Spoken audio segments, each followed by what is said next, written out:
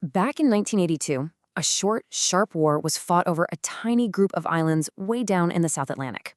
It was all over in just 74 days. But for the people who actually fought it, that conflict has never really ended. So let's get into it. This is a story of political gambles, incredible military logistics, and a human cost that's still being felt decades later. That's the voice of Ricardo Dallaire, an Argentine veteran. And what's powerful is that he wasn't even on the front lines, but the trauma of what happened to his friends followed him home. His words, they just cut right to the heart of this war's true legacy. It isn't about territory. It's about these deep personal wounds that you can't see. And that's really the big question here, isn't it? How could a war that was finished in less than 3 months cast such a long, painful shadow over so many people's lives? Well, to really get it, you've got to look past the headlines and the battle reports.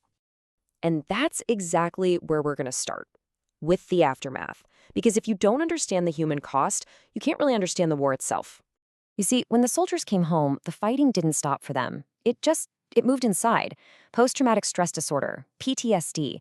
I mean, that was a term that hardly anyone even knew back then. For so many of them, especially the Argentine veterans who were basically shunned by their own country, there was no help. They were just left alone to fight this private war against depression, anxiety, and addiction. Okay, so how on earth did this all kick off? Let's zoom out to the political stage, because this conflict was really, for both countries, a massive gamble driven by problems at home. And what's so wild is when you look at the two sides, you see these incredible parallel pressures.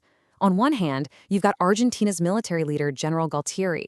His government was a mess, the economy was tanking, and they were desperate to distract people from their brutal, dirty war. So invading the islands, what they call Las Malvinas, was this nationalist Hail Mary to get people back on their side. At the same time, over in the UK, Margaret Thatcher was one of the most unpopular prime ministers in history. A lot of her advisors were telling her to just make a deal. But for her, a military response was also a huge political gamble, and she decided to roll the dice. And just like that, the gamble was on. On April 2nd, Argentine troops landed on the islands. The small group of British Royal Marines there put up a really fierce fight for a bit, but they were massively outnumbered and were eventually ordered to surrender. The war had officially started. Now, for Britain, responding wasn't just a matter of if, it was a question of how. I mean, we're talking about a staggering logistical nightmare. This wasn't a war down the road. This was a war that had to be fought on the other side of the world.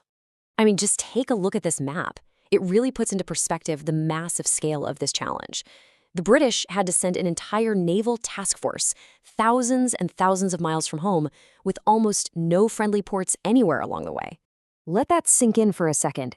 8,000 miles. That's the distance the British fleet had to cover.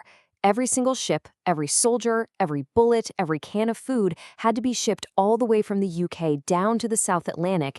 It was an absolutely incredible undertaking. And smack in the middle of this huge ocean was this one tiny little volcanic island, Ascension. It was the only game in town, an absolutely crucial pit stop where this massive fleet could gather itself and prepare for the battle ahead. Okay. So the task force is in place, the stage is set, and the fighting begins for real. Let's walk through some of the key moments that really decided this thing. So this timeline here really lays it all out for us. You have the invasion in April, then things escalate really fast. 2 huge events in early May basically define the Sea War. That's followed by the British landings on the islands, and then the final push to the capital, Stanley, leading to the surrender in the middle of June. The war at sea really came down to 2 huge, game-changing moments in early May. First, on May 2nd, a British submarine, HMS Conqueror, torpedoed the Argentine cruiser, the General Belgrano. That was it. The entire Argentine Navy basically went back to port and stayed there. But then, just 2 days later, Argentina struck back in a shocking way. A single French-made Exocet missile fired from a jet hit the British destroyer HMS Sheffield. It was a brutal wake-up call that showed just how deadly modern missile technology could be. So, May 21st, this is when the British forces actually tried to get boots on the ground at a place called San Carlos Water. The ships were total sitting ducks for air attacks, and Argentine pilots flew with unbelievable courage, flying straight into heavy fire. They just hammered the fleet, day in and day out. But here's a crazy twist of fate. A lot of their bombs didn't actually go off. See, the fuses were set for naval battles out on the high seas, not for ships in a shallow bay. Still, they sank several ships, and the place earned a grim nickname, Bomb Alley.